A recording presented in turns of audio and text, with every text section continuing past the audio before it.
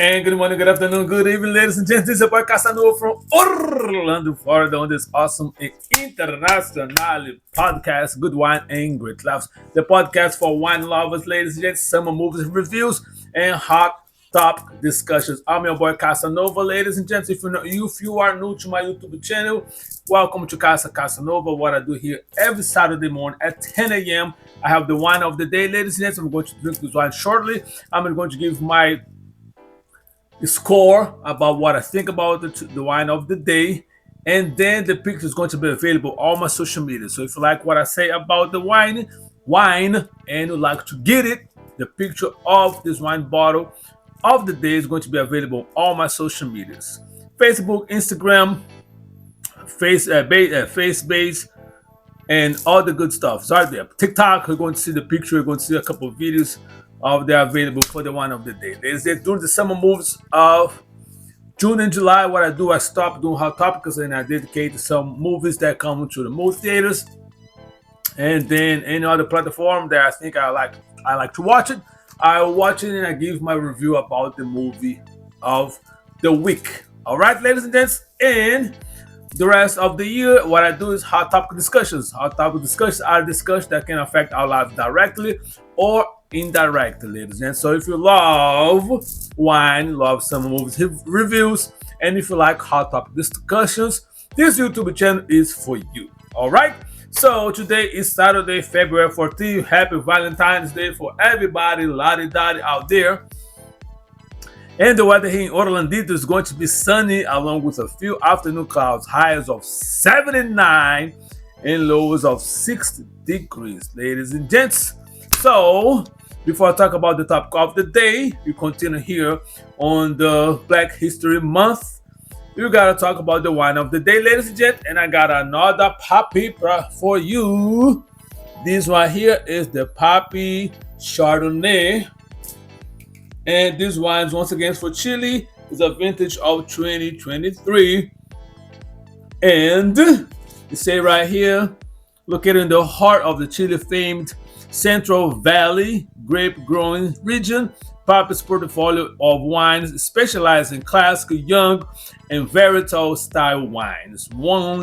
Only select hand-picked grapes are careful winemaking process allow us to present this new best wine. Discover the PAPI difference, ladies and gents. Once again, it's a Chardonnay. Alcohol percent of this wine is 12%. It's a vintage of 2023, ladies and gents. And I'm going to be 100% honest with you. All the PAPI wine that I have in my collection, I love them all. So good wine. I forgot. Who'd have thought?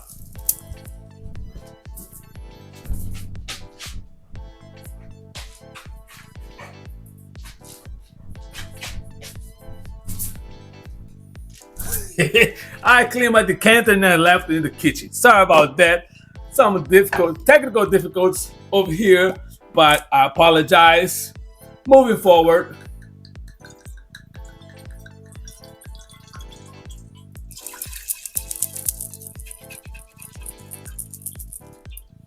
A little bit more.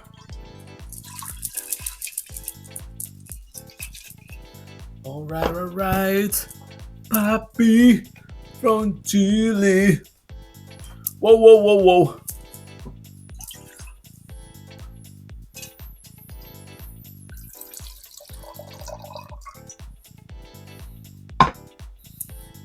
Once again.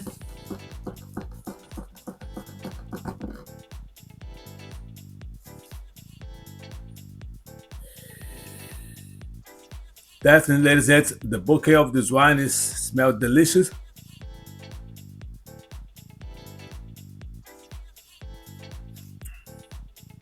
Ladies and gents, for those that are watching me for a while, you already know that white wine is not my first option.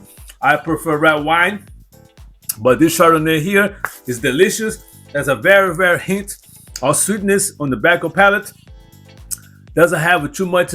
I've been tasting because a lot of people talk about Chardonnay has a buttery taste. They don't like it. This here, very, very, very, very light, buttery flavor right in the back of palate. Will definitely be hit with a nice, delicious sweetness on your palate. It's a very, very good wine, ladies and gentlemen. I definitely recommend it. Once again, PAPI never disappoint me. I give a 10 for the PAPI Chardonnay, ladies and gents. Once again, available. The pictures are available on all my social medias. All right. So let me pour here. Because today, ladies and gentlemen, let's go back to the Wilmington Library, ladies and gentlemen. They do a great work. Continue the Black History Month. And today, for season 12, episode 6, going to have a conversation with the legendary Angela Davis, ladies and gentlemen. Once again, credits to the Wilmington Library in Delaware. All right? It is showtime.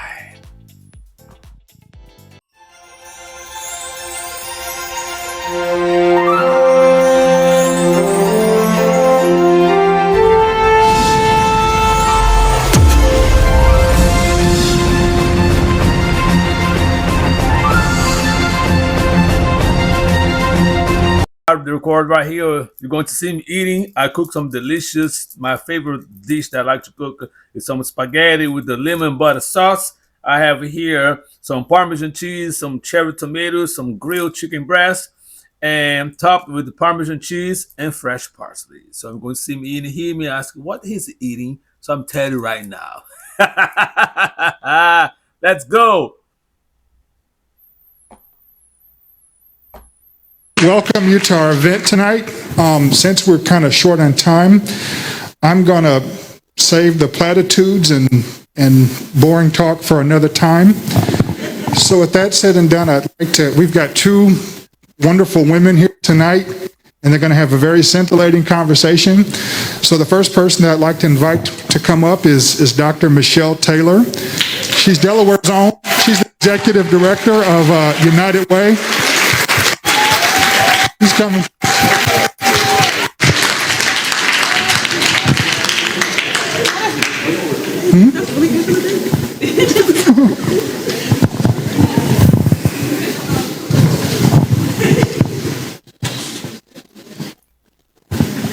She'll be here in a moment. Now, like us, follow us on Facebook. I've got some more prizes. And I hope that you all will be a little bit more voracious the next time.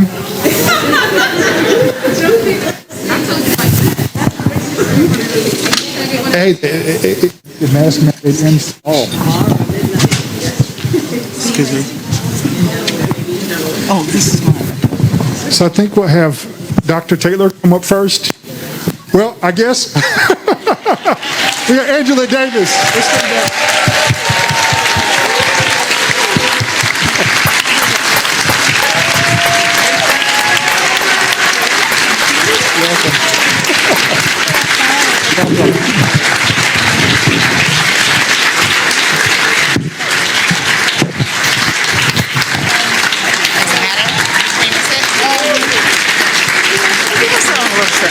Is that okay?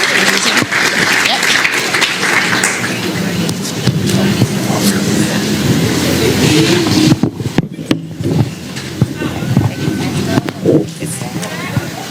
Hello.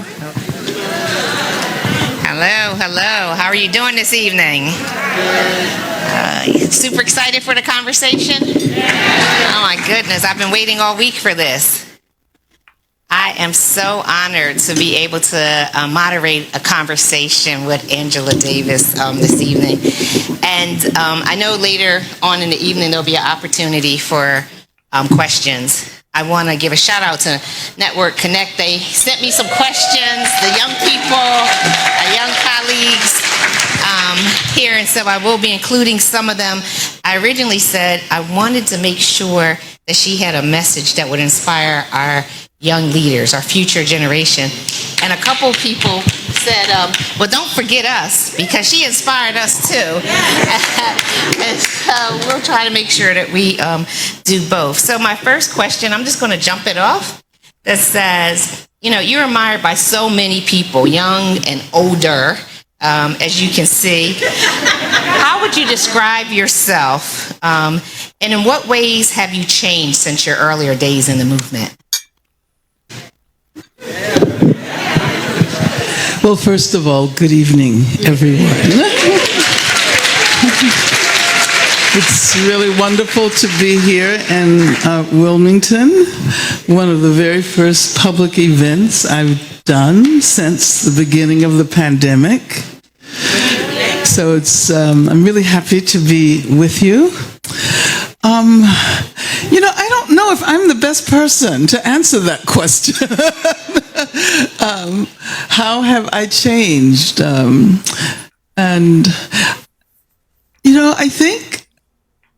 I don't think I've changed a great deal. I've tried my best to hold on to some principles. And when I was 15 years old, I was a very ardent opponent of capitalism. And now I'm 78 years old, and I'm still an ardent opponent of capitalism. But I've tried to learn over the years, and I think that my sense of what it requires to build a movement, to bring about substantive change, has become a great deal more nuanced than it once was. When I was much younger, I assumed that all you had to do was, organize the revolution, and those who did not agree with the revolution, they were just going to be left behind. And now I realize that it takes artists. It takes workers, it takes intellectuals, it takes performers, it takes all of us, not only doing the work that allows us to be seen as a movement, and that's precisely what demonstrations are. Demonstrations demonstrate the existence of a consciousness, a collective consciousness, a collective dream, a collective imagination of a different future.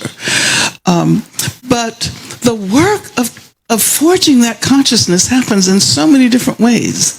It happens in conversations, it happens in the classrooms, it happens through music and so forth and so on. So I've come to recognize that the deep changes are the ones that are encouraged precisely by music and art that make us feel differently, that allow us to feel what we might want to embrace before we really understand it.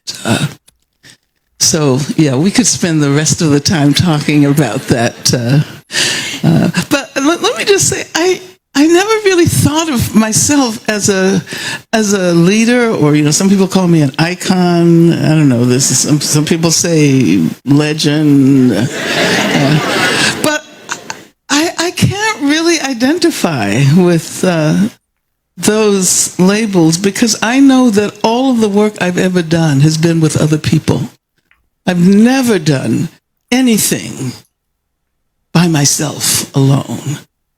And so I see myself as standing in for communities of people. And one of the reasons people know my name is because of the fact that people all over the world became involved in the campaign to free me when I was facing capital punishment 3 times, right?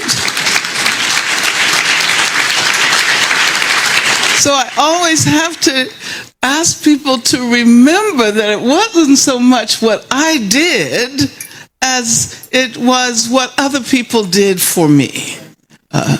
And I continue to try to transmit that message.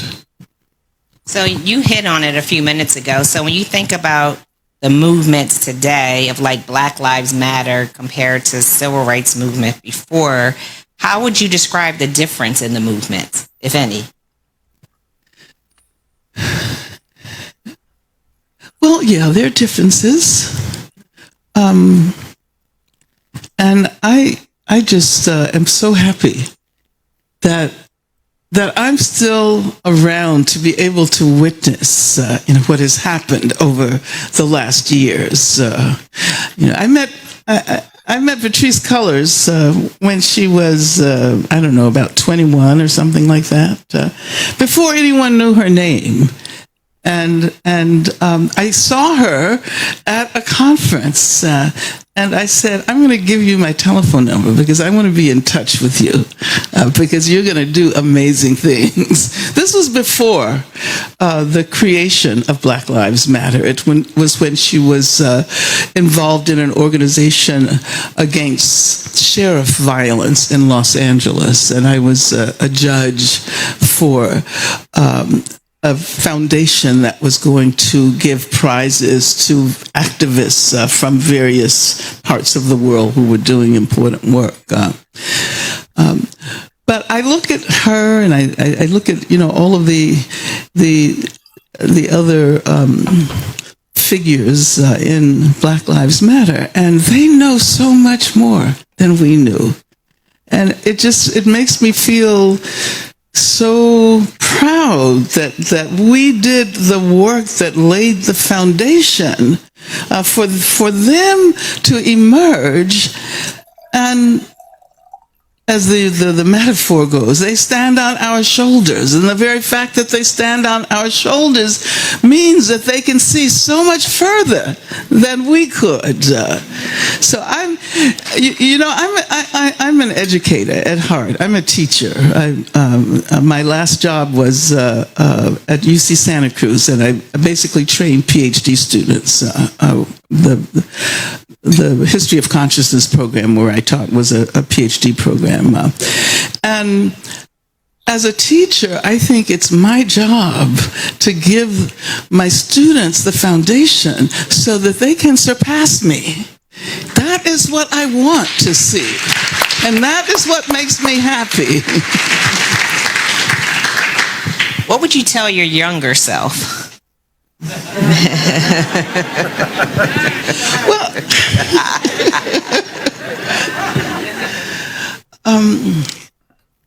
I think I did it right.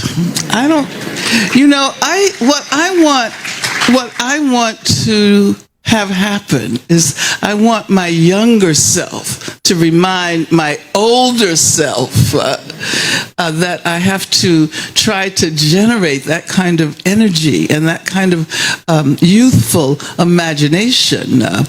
It's often assumed that when you are older, you are wiser. And of course, we try to be wiser. But young people are always at the forefront of change.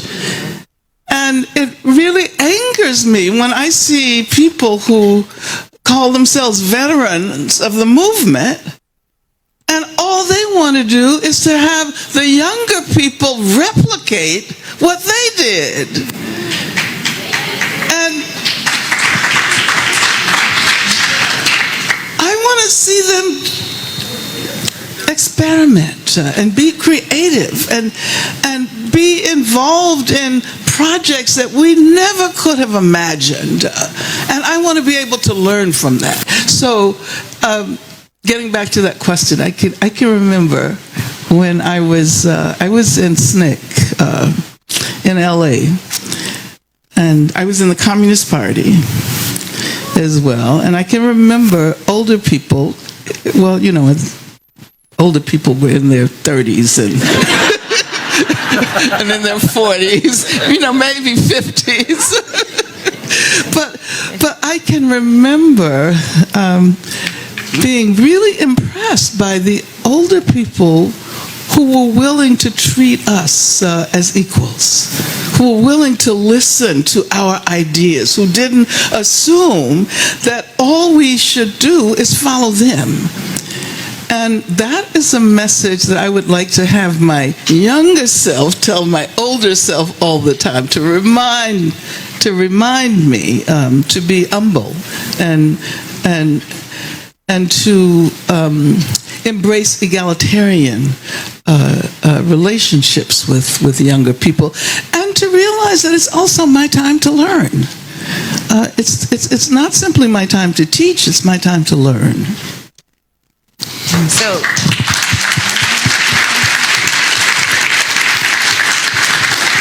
fighting for social justice against racism and inequitable practices can be totally exhausting. Some days you feel like you're taking 2 steps forward and 3 steps back. What do you do to get refueled? And what energizes you to stay on course? And what advice would you give to those in the room, right, that are still fighting? Well, first of all, don't think of yourselves as individuals who necessarily have to do the work alone. We live in this capitalist society that encourages a kind of acquisitive individualism. And we are ideologically encouraged to imagine ourselves as these individuals in the world who should try to achieve great things by ourselves. Because that's the way history is told, isn't it? It's the great man theory of history. And I think that what has helped me is the recognition that history is not changed by great individuals. When we see the most phenomenal transformations of history, they come as a consequence of large numbers of people embracing a collective vision and advocating and demonstrating that vision. Now, let's go back to May of 2020, when the largest demonstrations in the history of this country took place. There have never been so many people out in the street. There have never been so many white people demonstrating against racism. And yes, and that did not happen because some leader got up and told people to pour out in the streets. It happened because the confluence of events at that time, the witnessing of the police lynching of George Floyd and the police murder of Breonna Taylor, combined with the recognition of the structural character of racism that occurred precisely because we saw the damage that COVID was doing to Black communities and indigenous communities and Latinx communities. And it occurred to me when those demonstrations happened, and by the way, people went out in the streets before they knew that it was relatively safe to be outside. So they went out not knowing whether they're demonstrating with masses of people might mean that action claimed their lives. They did not know that. That was such an urgent collective impulse to say no to racism. And I mention this because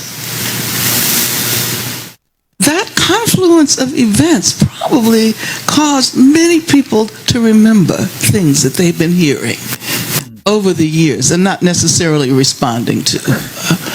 Because I know, people have been talking about structural racism forever. I mean, I can remember we were talking about the systemic and structural character of racism in the 1960s. And in the 1970s, we were talking about the prison as an example of the structural character of racism. But it didn't necessarily resonate. But the thing is that some of us kept saying it over and over and over and over again. And I sometimes tell people, I sound like a broken record. I'm saying the same thing for years and then decades. But then something happens. And you realize that that is precisely what you were supposed to be doing. You can't stop. You have to keep repeating, keep saying it, keep urging people to think. And then you're faced with this confluence of events, this historical conjuncture, and suddenly people get it. But you see, if we had not been doing that work for years and decades and 50 years, then there would have been nothing to help masses of people grasp what was going on at that moment. So, what was I talking about? I was talking about the way history unfolds and the transformative character of history that does not emanate from the pronouncements of individual leaders, but rather from masses of people. I actually remember what I was talking about. So what was the hardest obstacle you've had to overcome in your journey, and what did that experience teach you?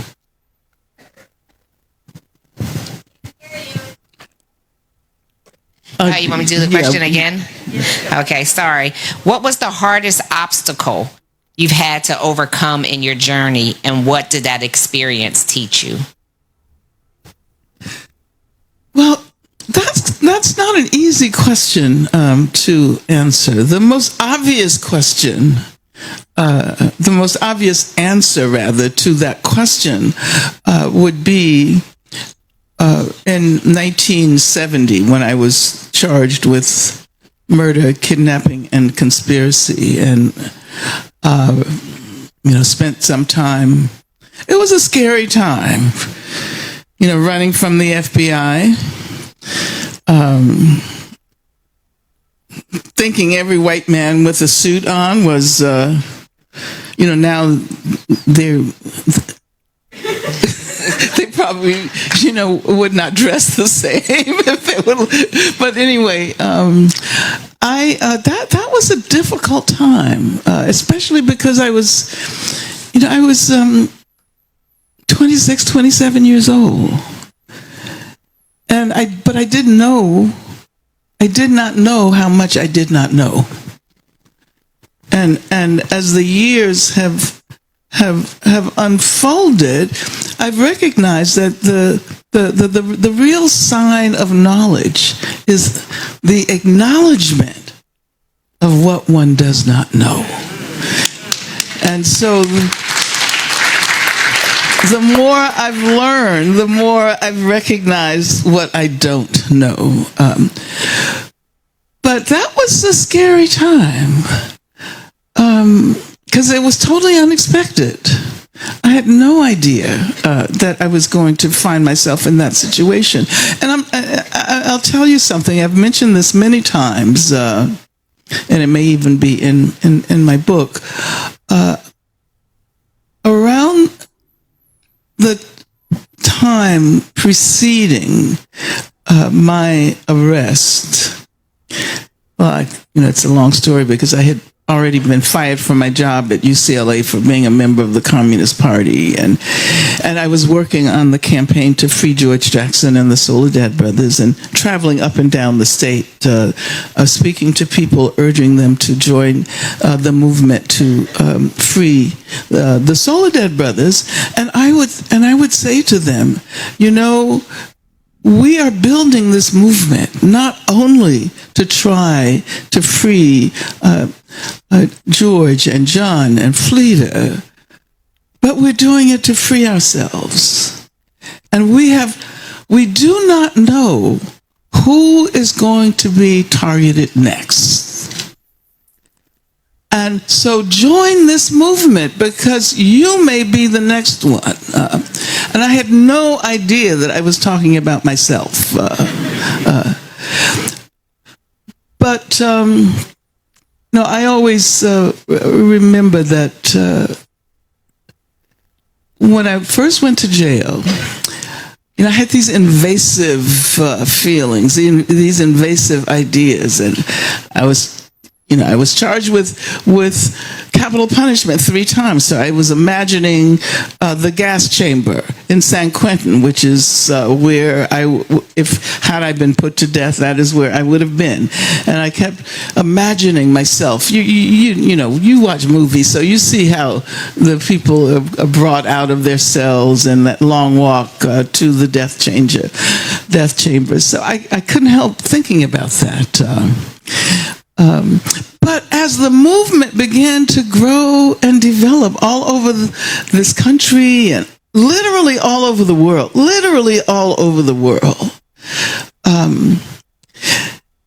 then I started to imagine it differently. And what had been fear turned into something more akin to courage in my imagination, because I realized that regardless of what the final outcome might be, that I would not be alone.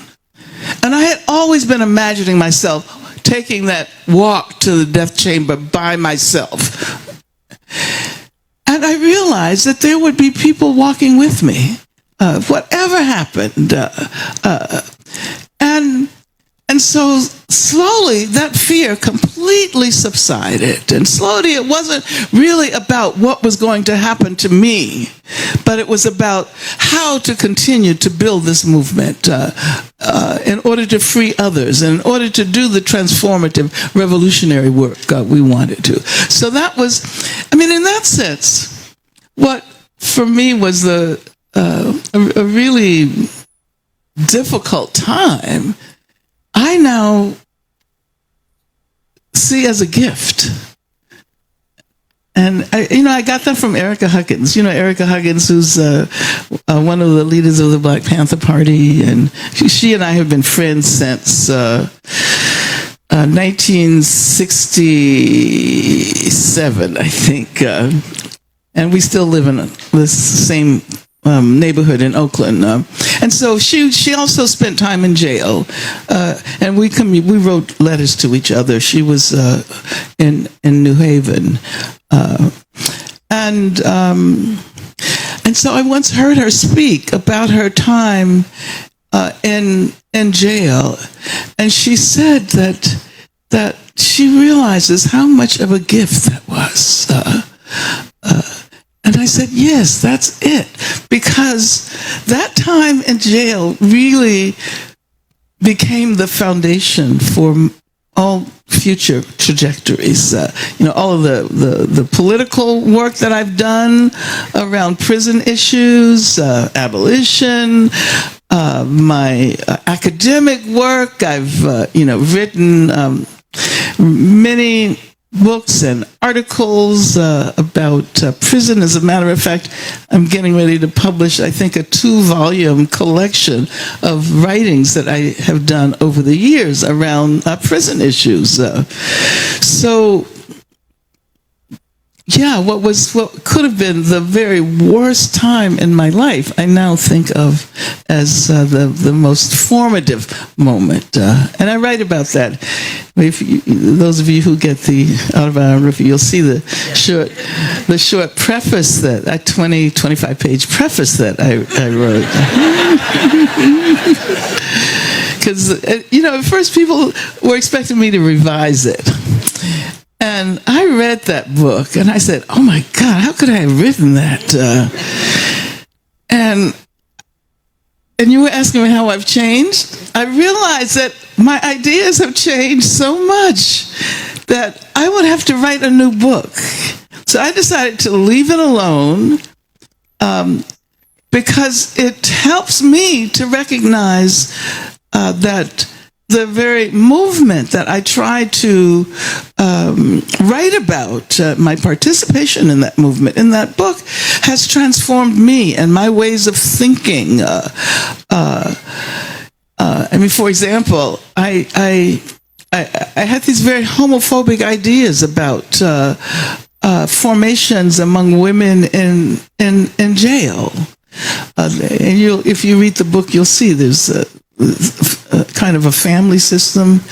And then I looked at the way I described that, and I hadn't read it. I don't like to read what I write because I always, know that I'm going to have that kind of, I'm going to cringe at things, which I did. It was when I was in jail that I began to think seriously about, what we now call black feminism. Before I went to jail, I thought my job was to free the black man. I swear. I mean, we were all out there saying, free the black man. And it was mostly women doing it, and we didn't even realize that we weren't even talking about ourselves. But that's what's so wonderful about charting the changes that are brought about precisely about movements. If then someone had ever told me that people would introduce themselves by talking about their pronouns, and if someone had said to the younger me that the trans movement would be having such enormous impact on our culture and our discourse and our capacity to challenge what we've always considered to be so normal, that would have been hard to recognize then. So, yeah, now I'm realizing that's how I should have answered the question that you asked in the first place, Michelle. It comes around. So let's talk about the prison system for a minute. So you've labeled America's prison system a punishment industry that actually produces crime, right? So what do you mean by that? And, what can be done to address it?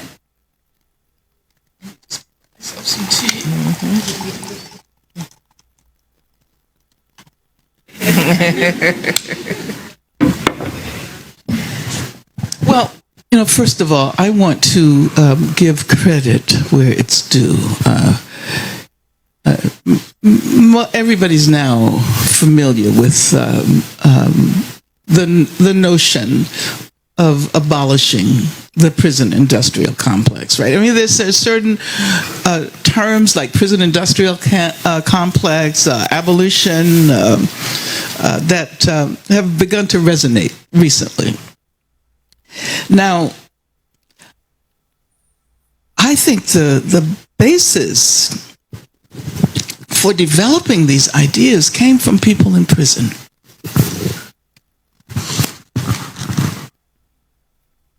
George Jackson, for example,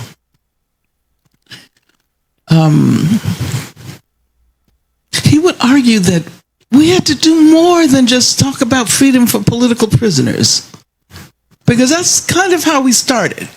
We were calling for Huey Newton's freedom, Bobby Seale, Erica Huggins, and Lolita Lebron, and the Puerto Rican nationalists, and I can go on. Carlos Feliciano, the Attica brothers. I can, go on and on talking about political prisoners. But what George argued at that time was that the prison, the system of imprisonment was an example of racism. The institution itself was a racist institution. And that we had to begin to think about how the prison system furthered racism in so many different ways. And I think it was people behind bars who had that insight first. We tend to think about people in prison as illiterate, And of course, many people never had the opportunity to get an education. But those who have managed to survive have generally survived by living the life of the mind. They have developed themselves as intellectuals, and they have developed precisely the insights that have allowed us to generate these analyses that have led to the whole notion of the prison industrial complex, the punishment industry, the notion of abolition. And so I just think it's so important to acknowledge how much intellectual capacity and intellectual energy there is among the hundreds of thousands, the 2 million people who are behind bars, and I think that the ideas that they have generated can help solve some of the major social problems on the outside. That's one of the reasons why we really need to fight for abolitionist strategies and decarcerating prisons. But well, I don't want to give a long lecture, so how can I? We'll be here until tomorrow. We have the lecture, but I do want to make the connection with slavery, because this is a period when we are involved in collective work, not only in this country, but in Brazil, in the Caribbean, in South Africa, work of identifying structural racism and state violence. This is work that should have been done in the immediate aftermath of slavery. Because slavery was abolished, they say. But as Du Bois pointed out, it was impossible to abolish slavery as a discrete institution, because the impact of slavery was felt and continues to be felt throughout all of the institutions of the society, its culture, its discourse, and it's as if,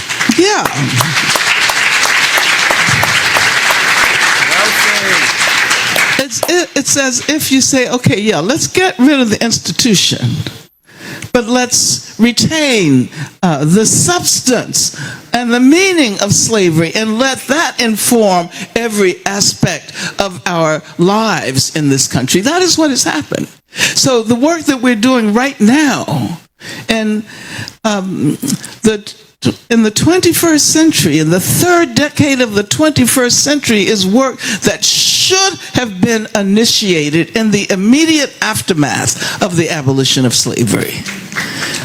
So let's keep that in mind. And that is why the two institutions that we've been attentive to, the police and the prison system, bear the imprint of slavery. They are evidence of the fact that we are still living the afterlife of slavery. And if one considers the forms of violence that have been incorporated into the practices of imprisonment, they've come from slavery. And if I had time, I would talk about the convict lease system and the ways in which the convict lease system, as scholars have pointed out, was even worse than slavery. I mean, there are books. There's a book that's called Worse Than Slavery. There's a book that's called One Dies, Get Another. Because in the immediate aftermath of slavery, they developed this convict lease system, which not only served to provide labor for the plantations from which black people who were enslaved had absconded, but at the same time, this convict lease system helped to industrialize the South. So when you talk about the steel industry in Birmingham, Alabama, that industry was created by people who had been former slaves or their descendants and who were arrested precisely for the purpose of leasing them out as labor. And we've just begun to acknowledge that was the way in which one of the ways in which slavery was retained, even as it was abolished, and that became the heritage of the penitentiary system, first in the South, and then pretty much all over the country, and that means that there's a connection with capitalism. Absolutely. From the beginning. Absolutely. And now I'll just, I know I can't give my whole lecture here. I have to remind myself. So I do want to point out that when we decided to introduce the term prison industrial complex, which actually came from Mike Davis, who's an urban theorist and had written a book about the way the economy in California was being transformed from an agricultural economy into a prison economy. So he used that term in an article, and we decided to just borrow it. He agreed. He was at our conference that was called Critical Resistance Beyond the Prison Industrial Complex. And so the point that we made was that this punishment industry was linked to the economy, the larger economy, in so many ways. And it began to happen during the decade of the 80s. The decade of the 80s was precisely the period when global capitalism began to show a really ugly face. And I say ugly because what happened was that all of these institutions were dismantled that provided for people's needs. Like that's when you started seeing the privatization of healthcare. Because I can remember when you could go to any hospital and you weren't asked about your capacity to pay. They were first concerned with healing you, and then you could figure out, how to pay for it. And no longer the case. So the whole healthcare industry has been privatized. Around that time, there was also there was Hospital Corporations of America. That was one of the first capitalist healthcare corporations, and then they had the idea to create another corporation called Correctional Corporation of America with an interlocking directorate. So some of the same people involved in privatizing the healthcare system began to become involved in privatizing the prison system. But you see, the point that I'm making is that it's about profit, right?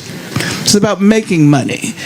And a figure like Jeff Bezos in this country represents the ways in which wealth has been accumulated into ever smaller numbers of hands, and at the same time, what used to be available as a public good is nowhere to be seen. The whole economy is... Anyway, that's my anti-capitalist rant again. I'll have one last question, and then I think I have one last question, and then I think they might open it up to the audience. Who are some of the leaders you admire, both either... Some technical difficulties on the video.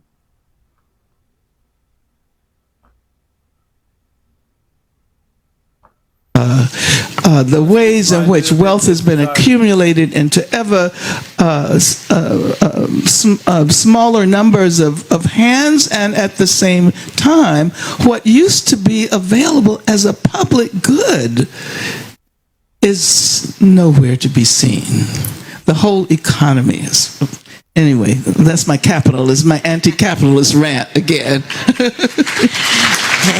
I'll have one last question, and then I think I have one last question, and then I think they might open it up to the audience. Who are some of the leaders you admire, both either past or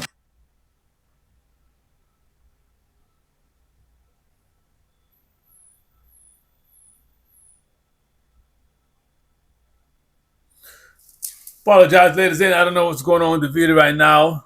So I'm going to present, and why? Well, I admire so many people.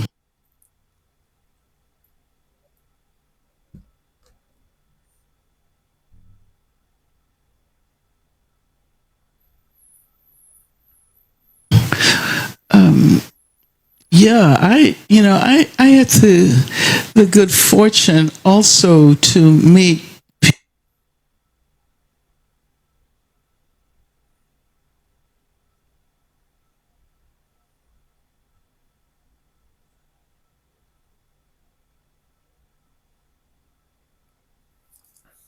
All right, ladies and gents, I apologize for this. What's going on here in the video? That's not my fault. It's the video.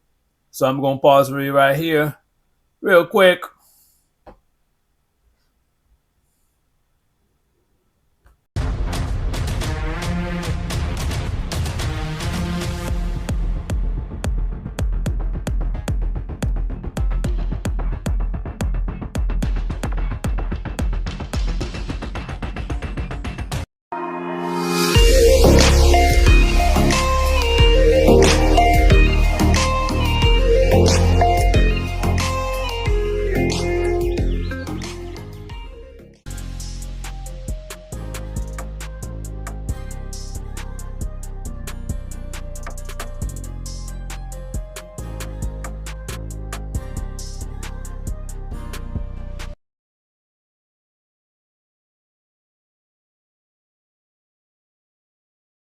All right, ladies and gentlemen, I apologize for the video. Like I said, I have no control about, so I don't know if I refreshed my internet before I started recording, but I don't know what's the issue with the video right now. But what I'm going to do, like I always say, the link is available on the description. So if you want to continue watching the interview and the question that was given to her, feel free to click on the link, and I bet more likely it maybe work the whole full video on your side. All right, my 2 cents about this video, ladies and gents, like I love to listen to the giants of the American history that are still alive.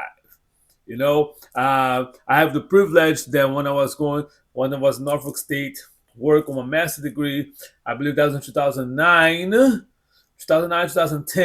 that I have the privilege to have the Dr. Cornel West is speaking on campus when he was launching his book. I bought the book, but I ended up losing because something happened in my life. I ended up losing everything at the time. But if I have the opportunity to listen to this giant of our African American history, I definitely will. If I have the privilege to watch in person, I definitely will. To me, there's another icon that I love to listen to everything he's talking about, and Dr. Mike Dyson, another giant in American history that's still alive, ladies and gents. So you cannot deny the contribution that the legendary Angela Davis did to this country. And I agree with her when she's talking about the profit, the capitalism in this country. That's all about money, and hospitals, healthcare, prison for profit, all these. Everything, corporation greed. American Airlines now is going to some issue with the CEO. There's some other airlines that are still struggling. Why the big fat cats on top make all those monies, cuddly bonus, sell a house for $3 million, buy a new house for $7 million. Why? Meanwhile, The people that are on the front line are struggling to pay their bills, and put a food on the table. That's the problem that I have with capitalism society. Is that I understand that the money is good. Now it's necessary for you, for every each one of us to take care of our business. Pay our rent, pay a place to have a place to live. Now food on the table and all the good stuff. But I think that's other way around. That can be better. There is improvement to be better, to make it better for everybody. And unfortunately, there's some segment of society that don't see it that. And then comes back to politics, because I say that many times, everything is connected to politics. Some people just put the spotlight on this particular group that has nothing to do with what's going on in the country, but some people end up believing that they are the cause, the immigrants, the Native Americans, the blacks, the Somalis, the Hispanic now. And also, on the same token, and one thing that really pissed me off, and one have some minority members of society that still believing in this bullshit. And I'm going to give a big example. We have the big Super Bowl that happened this weekend. Some people got mad. Oh man, I can't understand. I saw a couple of videos. Some black people complain about, I cannot understand. Oh no, this is terrible. Just embrace diversity. Just like I say, if you go to opera, more like this white wealth people. Now they go to opera. Some operas are in French. Some opera are in Italian. They are not complaining about it. They cannot understand. They're over there because it's the vibe. The same thing. If you don't understand, just embrace diversity and dance with the music. Enjoy the music, and that's it. And let it go. Because there's different segment of society that's also is part of who Americans are. You just think about it, going to make a dish like the food that I make right here. Now I told you, they are putting different ingredients over there to make the final product. I have the pasta, I cook the pasta, and then I took 1 cup of the pasta water over there. I'm gonna give a recipe. So for you to understand, I put it on there. I put some butter, some garlic, some cherry tomatoes, seasoned well. I want the tomatoes was good. I put the water, put some lemon juice over there, put a little bit more seasoning. I put the pasta, I cook the chicken, and then all this at the end is the bowl that I have with the delicious chicken breast, grilled chicken breast, or some spaghetti with the lemon, butter, and garlic sauce. That was the plate. That was the whole dish. That make it delicious. So, but it will not be delicious without the mixing of all those components, all these ingredients to make it delicious. The same thing in America. America is a melting pot. We have the Native Americans. They were here. That is a stolen land. And then there were the Africans. They were brought over here. Now fast forward, they have the Chinese people that built the railroad. And then it come the Italians, it come the Germans, and all so forth. And Somalians, the Croatians, and go so forth. These different cultures. Embrace everything right now, and because at the end of the day, you're all human beings. You all love music, what type of music your culture is, love food, love music some way, somehow. It is what it is. But unfortunately, now the white society, now they're going desperate because they are losing. Oh my God, I'm not going to have the privilege. Egalitarian society. Everybody's equal. Everybody has the same rights. So now if you have a segment of Americans that for centuries had the benefit of everything, even though if you're not white and rich, but you have quote unquote, at least I'm not black, and now when you see other groups making, and for those people to say, oh, black people are a bunch of lazy people, look, because like I say, you do not know history, because you can look at black massacres in the United States. Every time the black communities build their own community, fine, leave us alone. You're going to build our community over here. You're going to thrive, and they thrived. They did the business, hospitals, doctors, planes, airports, have moose daters, have everything. Why people got jealous and burned out. Wilmington, North Carolina. Now the election, a bunch of black people that got elected, they got mad because they started making some changes. And they basically ran out all the black people out of the city. And it's still some newspapers in the library you don't have access to the truth of what happened. So that's the history of America. So what are we going to do right now? That's the question. Are we going to still electing people that don't have your interests? If you're average Joe like me that go to work, pay my bills, and try to live a decent life, you're not included. All these idiots that still vote for the Republicans and they still vote for Trump, they don't give a. If you're average Joe, they don't give a damn about you. Now, if you're wealthy and if you put the money in their campaign, you're going to make more money. I understand the mentality because they are there for the money. They don't care about nothing else but the money. That's why they're going to elect those people to make them more money. That's their interest.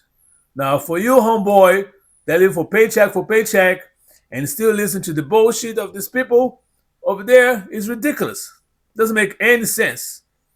So that's why I still listen to the great minds that we have in America, such as the legendary Angela Davis, and so many more that are out there. So next week, ladies, I have another one too. I hope the video is going to work on the problem. I contact other people to some YouTube channels that find videos, but some people say they give a thumbs up. They say, "Oh yeah, let me know," because some great videos that I like to show you guys about and celebrate the some history of African Americans from the past. Their history, of course, and they do not learn that from school, But and like I said, I don't want to use their material without they give me permission 100%. They say yeah, but they do not confirm. So meanwhile, like I say, the Wilmington Library allow me to use their videos no problem. So, and then once we finish this, I definitely got to go back to the controversy of a Bad Bunny performance, and also once now the Black History Month is over, I definitely come back to what's going on in the Congress related to the Appleton's file and Pam Bondi tried to hide all this shit. But now shit, no one starts stinking, ladies and gentlemen. That's you can put some perfume, but it's going to hit the fan, and finally, what's in the dark is going to come to light. All right, ladies, if you like this video right here, once again, click on the like button, subscribe, share this video with everybody that you know, at least 5 people that you know. And once again, the link for this video, the entire video, the link is going to be on the description. So if you want to watch the whole video, hopefully work fine on your side. On my side, I as well have this technical difficulty, and I apologize in advance. All right? So please be safe, be kind, and be blessed, and do the best what you can do with what you got. Salute.